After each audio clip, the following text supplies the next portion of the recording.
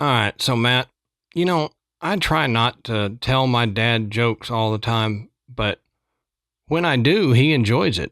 Yeah.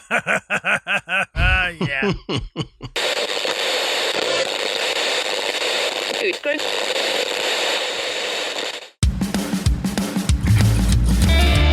Good evening, everybody, and welcome to the Graveyard. Thank you for joining us tonight. My name is Adam. And my name's Matt. Now, pull up a tombstone or settle into your casket and get comfortable because this is Graveyard Tales. All right, everybody, here we are again. Matt, how you doing tonight, brother? Man, I'm not bad.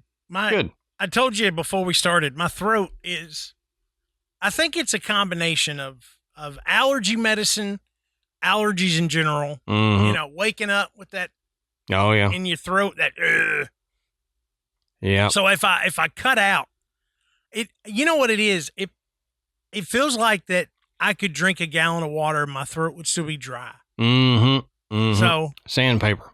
Yeah. Yep. I mean, that's what it is. And this time of year is always the hardest for me. So if you notice, Matt has a certain mosso profundo to his voice. That's what it is. Sandpaper throat. If you hear it cracking when I say words, it's like, that sounds like he's about to choke today. Yeah. Well, he did, and we just cut it out. But we're back. Before we get into the episode, into Matt choking to death, we'll say go over to patreon.com/Graveyard Tales, sign up to become a patron. Your patronage helps Matt and I out tremendously. You help keep the show going, and as a thank you, we've got a buttload of episodes on Patreon that for just $1 a month you can get. But if you want to move up to $5, then you get the audio and video versions of that, plus the ad-free audio and video versions of the main episodes. And then if you want to go up to $10, we've got the bonus episode, the ad-free audio and video, and you get the audio and video of our second show, Side Quest, that we love doing, and it's all over the place. You don't know what we're going to do from week to week. Heck, we don't know what we're going to do from week to week until inspiration inspires us. And I've got a vacation coming up here shortly, so I'm sure we'll talk about vacation when I get back from it, and we'll do it on Side Quest.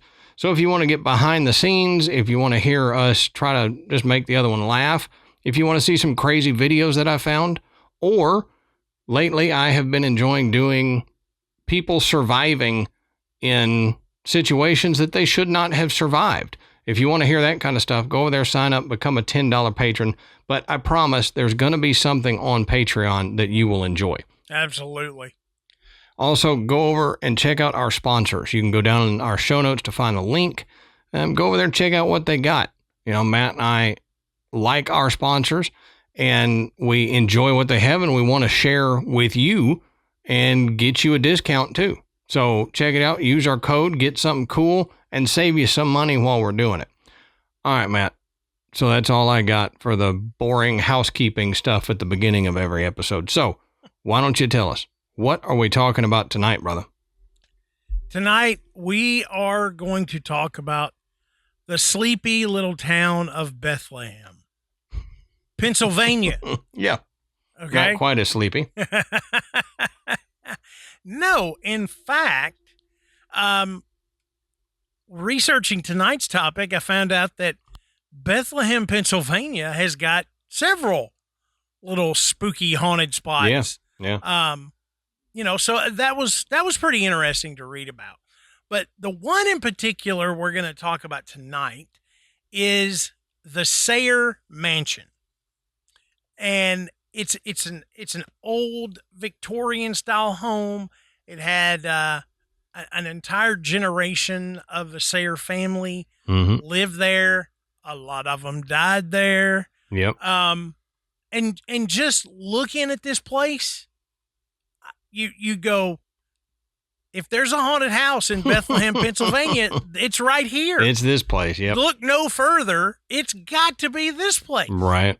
All right. So, it's got some interesting history. The Sayre family, even though they don't have a name like you would recognize, like, Rockefeller, Mm-hmm. they were pretty influential people. Oh yeah. They were the upper elite, so to speak. So, the history will tell you a lot about, what's going on in the house. So, Adam, why don't you kick us off and tell us about the history of the Sayre Mansion? All right. So as we always say, go check our sources down in the bottom of the show notes. You can find where we found all the information. And if you are just fascinated by it and you want more than what we give you, you can find that in our sources as well. Everything we talk about, we source where we got it from down in the show notes. So the Sayre Mansion, like Matt said, is in Bethlehem, Pennsylvania. Now, it's what locals call a, quote, striking 19th century Gothic revival mansion. So it has a past that's rooted in the powerful Sayre family, like Matt mentioned, and the region's rapid expansion during the Industrial Revolution. So the Sayre was built in 1858 during the period of, just huge industrial growth for Pennsylvania. It was built primarily in the Gothic revival style. It's got pointed arch windows, ornate woodwork, steep gables on it. So, like Matt said, it looks like it would be haunted. Yeah. If you look at this place, you just look at the outside and you go, oh yeah, that's got some ghost. Or Dracula lives there, one of the two. Now, the original owner, the guy who had it built, his name was Robert Haysham Sayre. And during his time, he was what was called a, quote, major industrialist and a civic leader. Now, Sayre was one of the founders of the Lehigh Valley Railroad and had a key role in establishing the Bethlehem Iron Company, which later got incorporated into Bethlehem Steel, which, as a lot of us know, is one of the most powerful industrial companies in American history. And he served as vice president and later on the board of directors for Bethlehem Steel.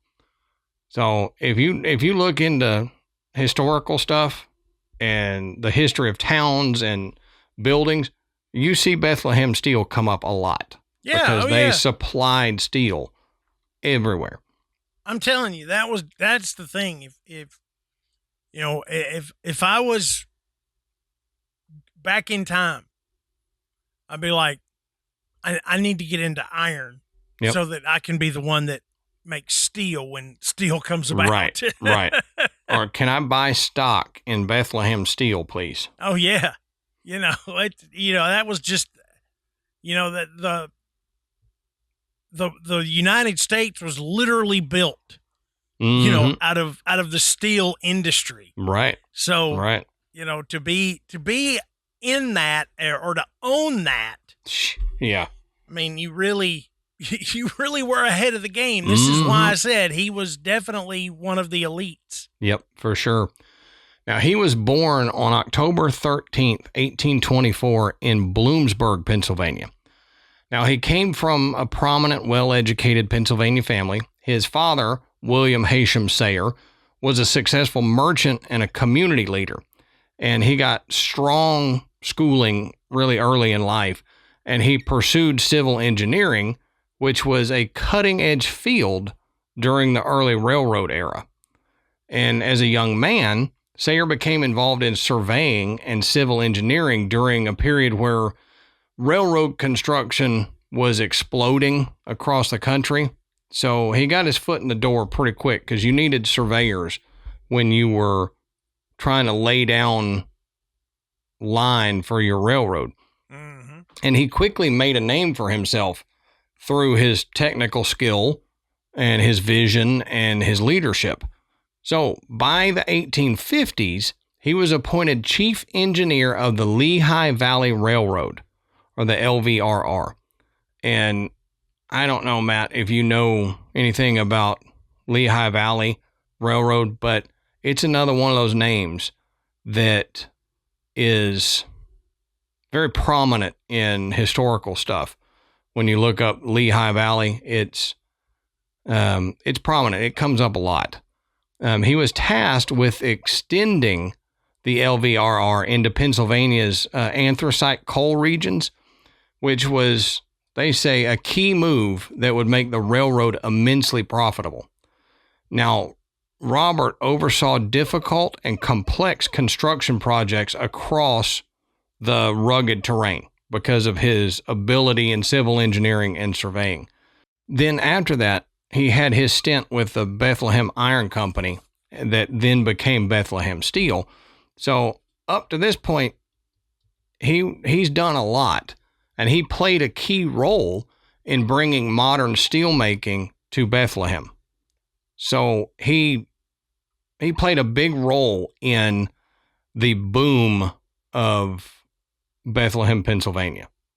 Without him, it may have been a while before Bethlehem grew. Yeah, exactly. So he was very influential. Now, later, because of his work with the Lehigh Valley Railroad, he became vice president of the Lehigh Valley Railroad. And he held leadership positions in a bunch of coal, iron, and transport companies across Pennsylvania. And he was instrumental in financing and organizing infrastructure development across the Lehigh Valley.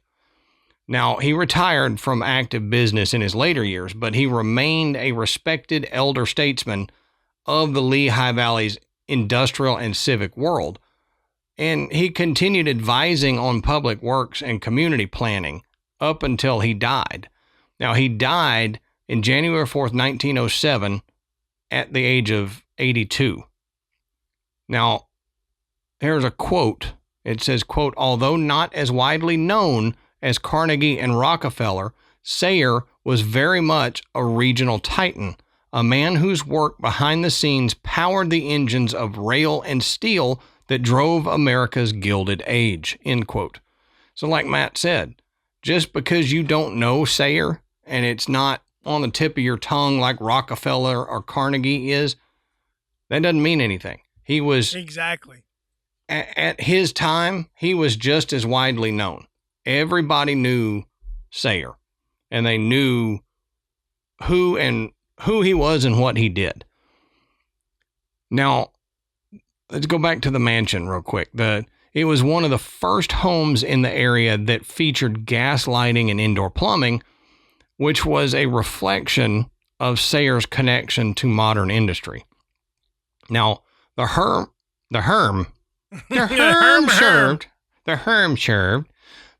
served as both private residence and a semi-public gathering space. So they would host things there like, having prominent railroad executives over, having iron and coal industry leaders over for dinner and to have drinks, trustees from Lehigh University and local politicians and clergy could all be seen at some point at the Sayre Mansion. So, I mean, if you're having those kind of people over at your house, you're an influential dude. Exactly, yeah. Now, Lehigh University planning meetings were said to have occurred in Sayre's study. So, if you've got the Lehigh University people over there and you're talking, you start planning, stuff for the Lehigh University in your study, that seems pretty cool to me. Yeah. So, you don't need to be teaching them about this stuff. Yeah, right. Iron and steel, that's the way to go. Teach them about iron and steel. Yeah, exactly. Now, Sayre entertained Asa Packer, the founder of Lehigh University and a fellow industrialist, and likely other key figures in Pennsylvania's 19th century industrial development. Now, the mansion had a large grounds. I mean, you don't have a huge house and then tiny land in those days. If you had a huge house, you had a lot of land to go with it. Man, there's some areas down here that has exactly that. It's like giant house, postage stamp yard. Yeah, they put their whole house on the house on their whole yard. Yeah, you could lean out your window and knock on the window of your neighbor. Mm-hmm. Oh, that would drive me nuts. Oh, me too. I would rather have a smaller house and a bigger outside than a bigger house and a small outside, because I lived in apartments and townhomes and stuff, and I got tired of being up my neighbor's butt. Yeah, I got tired of knowing when they flush their toilets, and and just I got tired of it. So the older I get, the less people I want around me. But like I said, the mansion had a large ground there, and it had orchards, gardens, stables, and it even had a staff quarters on the property. Now, Robert Sayre died in 1907, and after his death, the mansion passed out of family ownership. So it kind of a shame, because it had such a history to it, and so many people were there, and the Sayre family was such a prominent family. And then after he died, his young'uns ended up getting rid of it. But like I said, after Sayre's death, the mansion was sold, and it changed hands several times. And during the early 20th century, it was repurposed in several different ways. It was a boarding house for a while. It was a private residence for other prominent families, and possibly as a private dormitory or staff housing related to Lehigh University. So they don't have specific notes on that, but a lot of people assume that staff and dormitories were there for a while. Now, Bethlehem was rapidly urbanizing, and the land around the mansion saw development. So industrial magnates like Sayre were replaced by corporate executives and professors. And the mansion's grandeur at that point kind of began to fade a little bit. And the maintenance of the mansion got harder, which we hear about a lot of these buildings, that it just cost so much to keep it up. And when it passes out of the hands of the original family, the new owners or the city, they don't want to put the money into it that much. So, but 1950s to 1970s, we kind of saw a decline in it.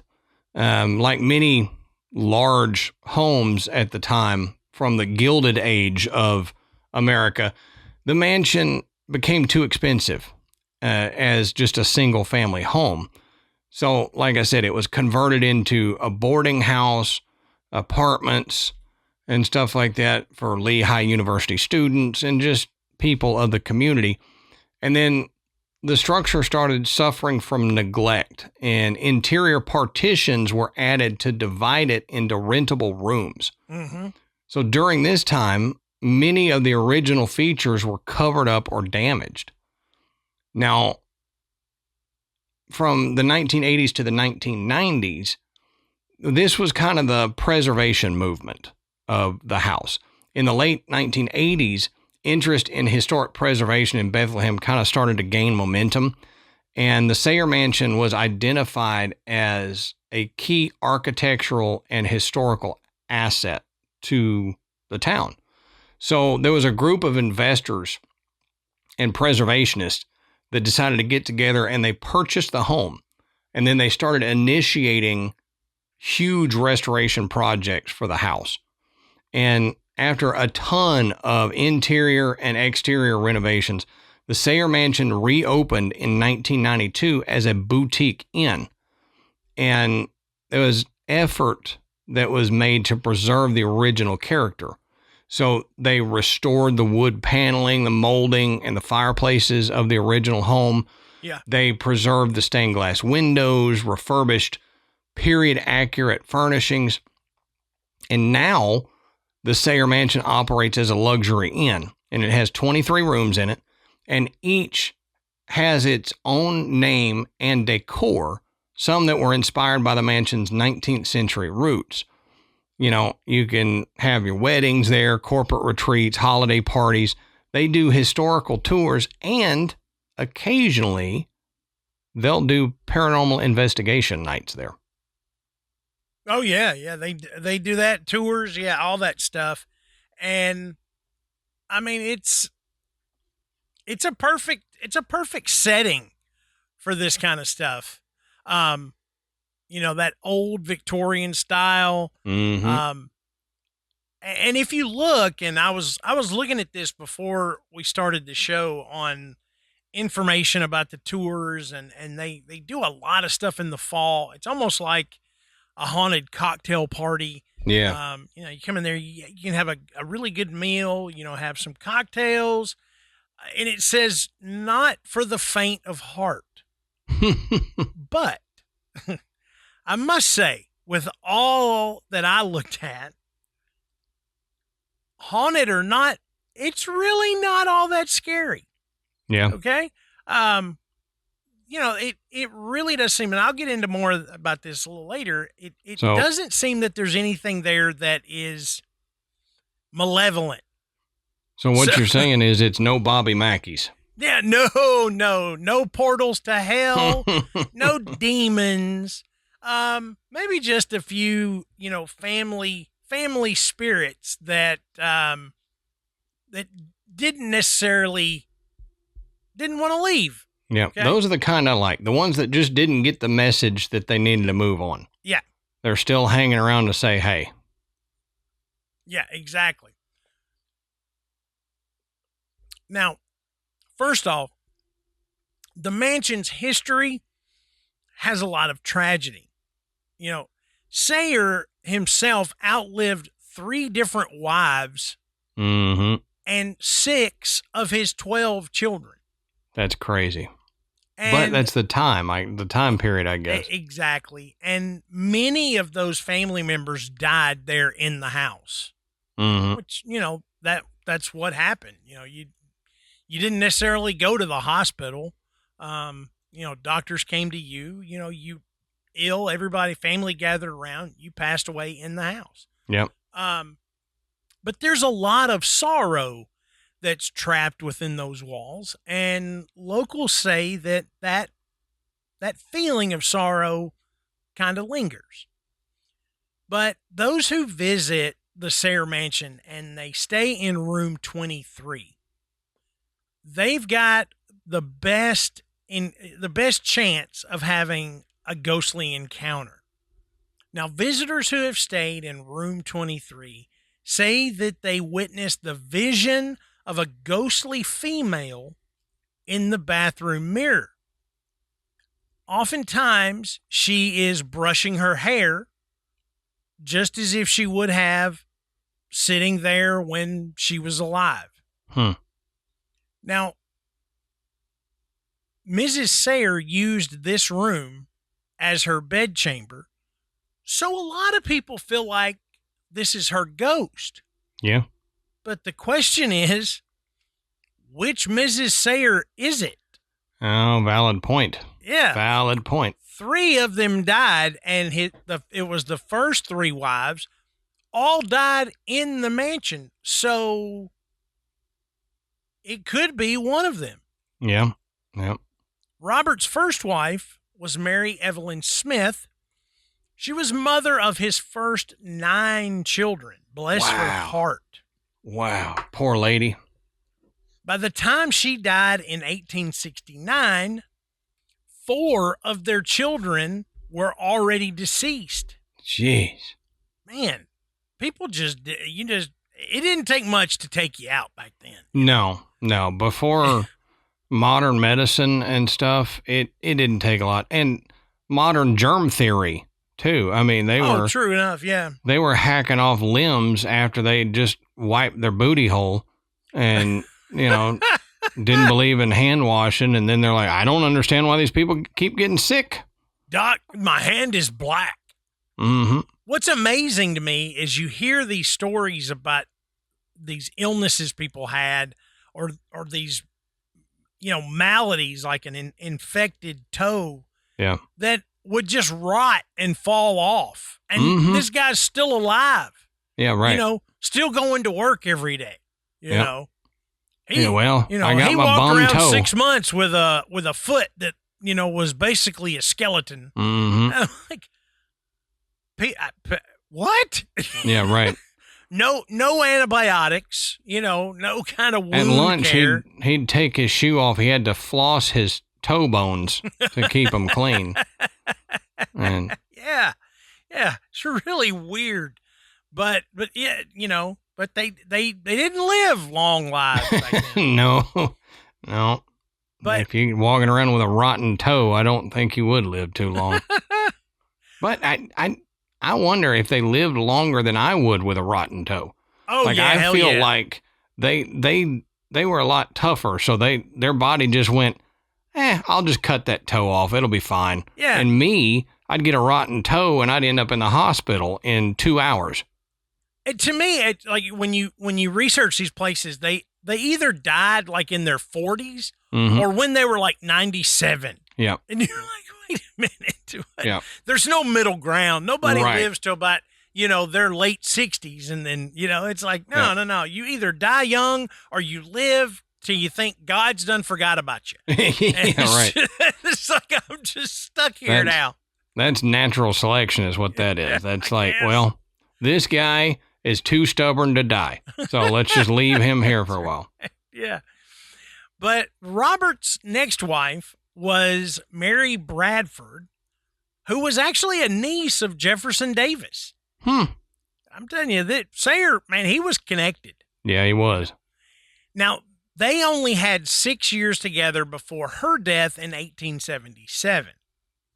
Next in line was Helena Augusta Packer, who died suddenly in June of 1880, just over a year after their marriage. So this could have been, Mary Evelyn Smith. It could have been Mary Bradford. It could be Helena Packer. Any of those women could be responsible for this ghost, or none of them. Just a couple little changes in telling of that. It would make him sound like a serial wife killer. Yeah, right. Because exactly. he went through so many wives. It's like just a couple details changed and he'd be going to jail. Well, and it was just these 3 that died in the house. He had 3 more. Oh, jeez. Yeah. So, I mean, They all died too. He got around. Look, it wasn't a deal where, you didn't, you're a connected individual. Your wife died. You had to marry up real quick because, next thing you know, you had a line of bachelorettes on your front porch, waiting to. But with the history, it seems like they just knew if you marry Sayre, you're not going to live that long. Sorry. Especially by that third one. Mm-hmm. The fourth one is going, wait a minute. That's now, now. What's going on here? Am I sure I want to do this? So no one's exactly sure which Miss Sayre appears in the mirror, or like I said, if it's Miss Sayre at all. So the spirit is often referred to as the lady of the house, which that would be accurate. That's respectful. Now, if 3 of his wives are going to stick around, you wouldn't expect Robert Sayre's spirit to just move away from this estate, would you? Well, it depends on how they left. Were they mad at him? Yeah, it's true. He might be like, God, I got to get away. But they say that Sayre's ghost is also said to linger in the rooms of the mansion, and some believe that he has communicated his presence to paranormal investigators. Now, during an episode of Ghost Hunters, this is the one that I kind of enjoy. I enjoy watching Ghost Hunters. Yeah, they're not bad.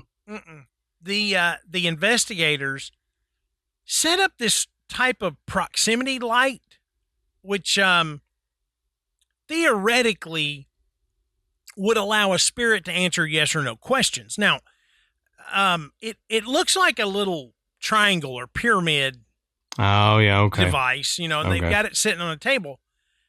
And if the ghost moved near one side of it, it would light up green to indicate yes. if the spirit moved to the other side, it would light up red to mean no. I think I've seen them use that before. Yeah, they've used it in several, but they used it very effectively in this episode. I think by default, the sensor has a blue light, which I guess is just to prevent any kind of confusion. Yeah. But that gives you an idea of what we're looking at here. And the video's out there. It's just a clip from the show. You can see it. But when Jason asks if someone was there that would be willing to speak to them, a green light flashed on the sensor, meaning yes. So they went further and they asked if this was indeed Robert Sayre. And again, a green light. So they were pretty excited. And so Jason quickly asks again to confirm that this was the spirit of Robert Sayre. And this is where it gets creepy. You hear an audible, yes. Yeah. That's crazy. And it absolutely freaks them out. Well, yeah. Okay. I think it was Jason, and I guess it was Samantha that was in there with him. I don't know the cast all that well, but they've got on headphones. So you can tell in the video, they took the audio that they recorded and heard and just looped it over the top of the video so that you could hear it when you're watching it. Yeah. But you can tell when they hear it because they're like ripping off headphones. Did you hear that? Did you? Of course I heard that. Which, I mean, that would be, it's pretty clear. It's not a weird EVP. I mean, it's clear. So that would get your attention. For sure. Yeah. Now, the family staff used room 32 on the third floor to take care of the children. And visitors report some odd things in this room. There are cold spots in the room and shadows move across the wall. Typical things we see in a haunted location. But some visitors claim to feel tugs on their clothing or on their bed sheets, as if by a mischievous child. I have experienced that, but I know. The Jefferson, not the Sayre, so I know what they're talking about. And when people say that, I know a lot of naysayers out there will be like, somebody did it. You're standing up there in the dark or whatever, and somebody pulls a prank and yanks on your sleeve or your pant leg or something. And I guess that could be the case, but that is not a sensation that you don't recognize. At least that's been my experience. I mean, I got 5 kids. I know when one of them is tugging on my clothes to get my attention. Right. It's a very unique feeling, either like you've gotten hung on something or something's pulling at you. And in your case, didn't you say that you actually saw your clothing move? Mm-hmm. Yeah, I felt the tugging, and I at first thought it was Michael. And then I realized he was to my right, not my left. So I thought, I'm standing in front of a kid who wants to see. I turn and look. There's nobody behind us. We're at the back of the thing, and I watched my shirt fall back against my body. Yeah. So it was pulled out, and there was nothing behind, not a table, not a chair, not a human, nothing. And it got pulled. So it wasn't just like a little dink dink. It was somebody pulling on you hard enough to actually move your shirt. Move the shirt, yeah. So, I mean, I think people that have experienced this, they have experienced something they feel like they can't explain. Yeah, it wasn't the breeze rustling a shirt. Now, visitors in room 32 have also reported a dark shape that seems to come out of the wall, and they have, I don't know how, I came across this in an article, but they have connected this to Cecil, the youngest Sayre son. How they know that this particular shape is Cecil, they did not explain that. But, you know, I did find one article that says this is attributed to Cecil. Nothing, I mean, a dark shape. It could be anything. Yeah, I wish they would tell you how they. I know it's really odd. I guess a lot of the information you'll find when you start looking at this online is from the people that actually give the tours, and I guess they don't want to give away anything that maybe they say for the tour as to why they think this might be Cecil. But there was only one spot where I found that. But everybody talks about this dark shape that emerges from the wall. Now, other people have reported the sensation of someone else lying down in the bed beside them, which would creep me out, especially if it rolled over wanting to snuggle. No kidding. You know, you're kind of like that. That's something that you would notice. I don't want to be a ghost little spoon. Sorry. That's right.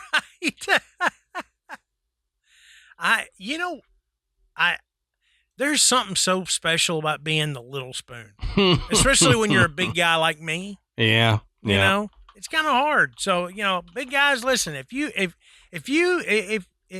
can find, you know, a woman that can make you the little spoon, you found something special. So. Yeah. Matt's also offering little spoon nights, where if for the right amount, he'll be the big spoon and he will rock you to sleep. That's exactly right. Now, guests are certainly not the only ones with strange experiences. Employees also report regular tugs at their clothing that they can't explain. They also experience televisions that turn on and off mysteriously without anyone in the room. Now, there was a maintenance tech who happened to be in the mansion alone, and he was working on a toilet. And he had a small washer that just disappeared. And he found it across the room underneath the bath mat. Well, that's weird. And, you know, that's one of those things that, because I'm telling you, Adam, it happened to me today. Today, I am working on something, and for whatever reason, I had a stylus that I was tapping on the tablet with. Okay, no big deal, but I wanted to use this stylus to do something else, and I went into the kitchen because I realized that I had left my phone in there. So I walked from the bedroom to get my phone, pick up my phone, and I looked down in my hand, and I thought I was holding the stylus and it was gone. So I said, oh, well, I must have set it down. So I retraced my steps, and I can't find it. I'm telling you, I looked for this thing for 15 minutes. I went everywhere I possibly could have set this thing down, and I still haven't found it. Really? I looked for it again when I got home. If I find it underneath something like that or stuck in a drawer, if I find that, it's going to be really weird.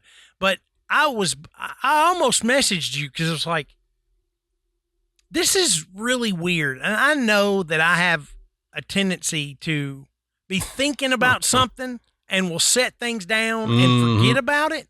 Yeah.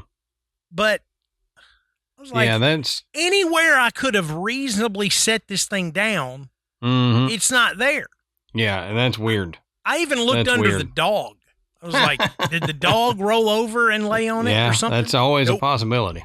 Couldn't find it. Well, he winds up finding this washer that just vanishes underneath the bath mat. So that's why I say the spirits here seem much more playful, like a child that would want to play a little game like hide the washer. So most people believe that these playful spirits are the ghosts of the Sayre children because, as I said at the top of this, the mansion had its fair share of tragic death in its early days.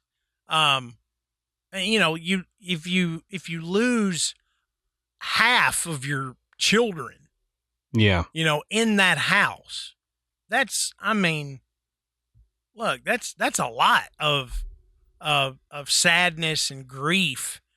It's going to leave some energy, probably Sure. enough to keep a spirit around that can, steal washers from you. Mm-hmm. Now, the basement and the wine cellar also appear to have some activity, and visitors will report uncomfortable chills while they're in the wine cellar, while other people report strange noises coming from the basement, even when no one is there. Oh, that's creepy. Yep.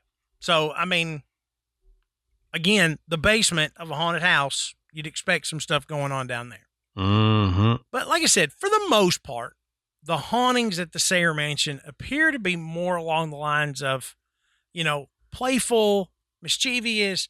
I'm going to do something that's just going to let you know that I'm here. Yeah. I don't wish you any harm, or I'm not trying to scare you. I just want you to be aware of my presence. Because there are no real stories of folks running and screaming from their rooms or demanding new accommodations because their bed was moving around, which we've heard a few times at different haunted places. They can't sleep because the bed's bouncing up and down. Yeah.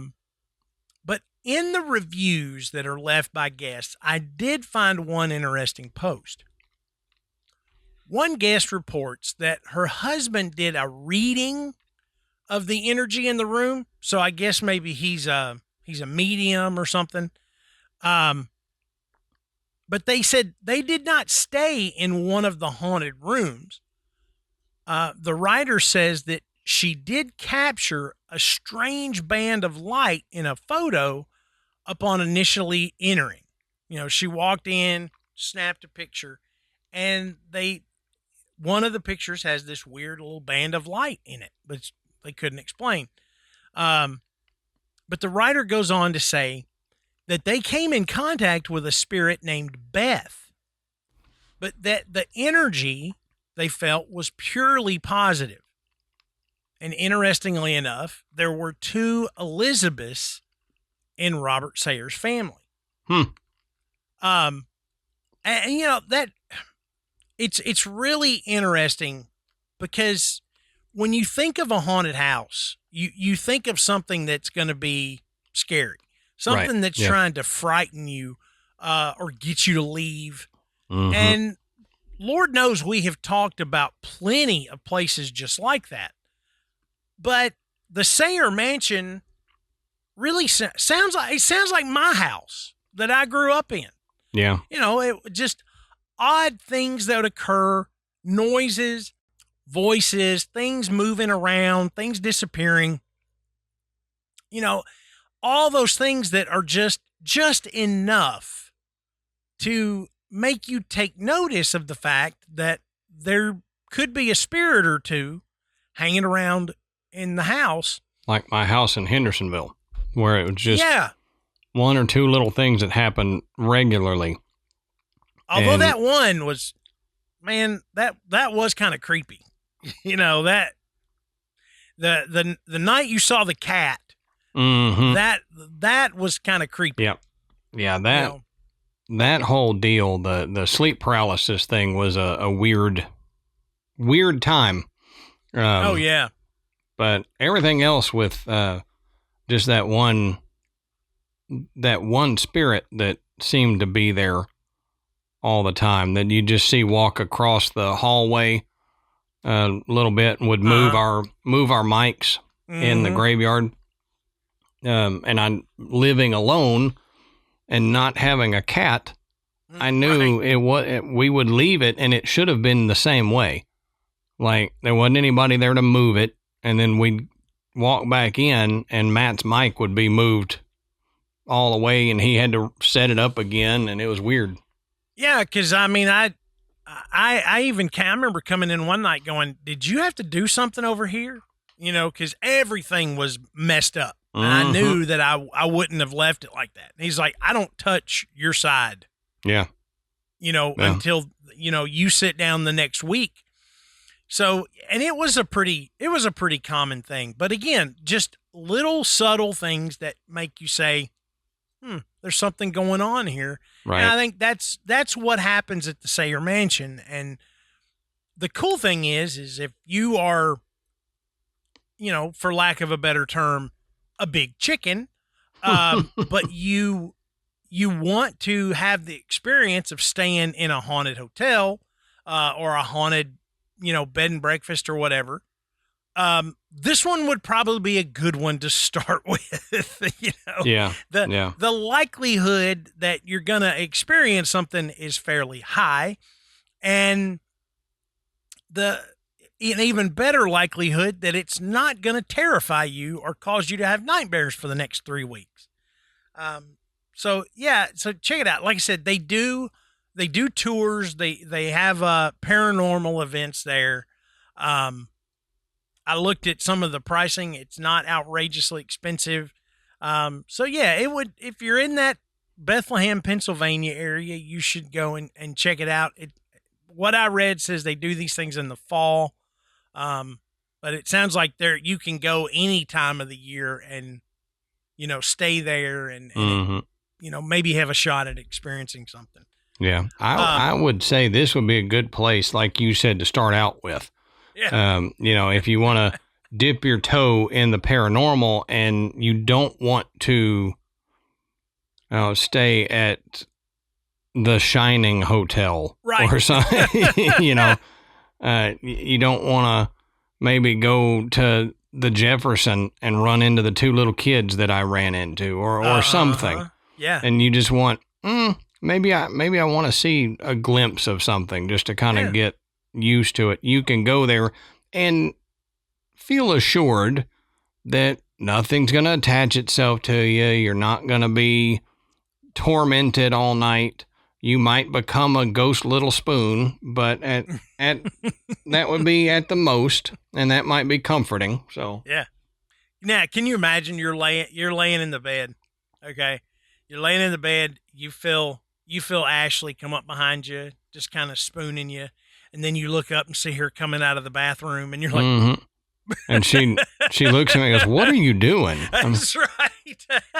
I don't even know at this point. I am the little spoon, and something is the big spoon. That's I don't.